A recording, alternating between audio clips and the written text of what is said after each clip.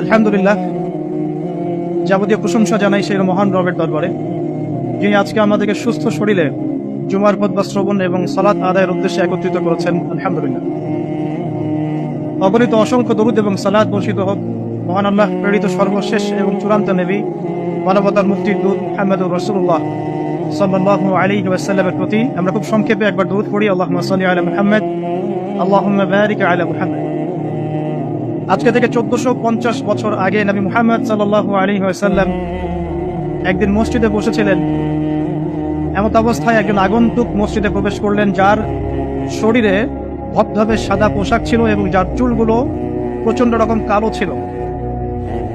তিনি এসে নবী সাল্লাল্লাহু আলাইহি ওয়াসাল্লামের হাঁটুর সাথে হাঁটু লাগিয়ে দিয়ে বসলেন, যাকে মদিনার কোনো মানুষ চিনতে পারছে না। তার দুহাত নবী সাল্লাল্লাহু আলাইহি ওয়াসাল্লামের পুরু এর উপরে রাখলেন, রেখে তাকে 4টা প্রশ্ন করলেন।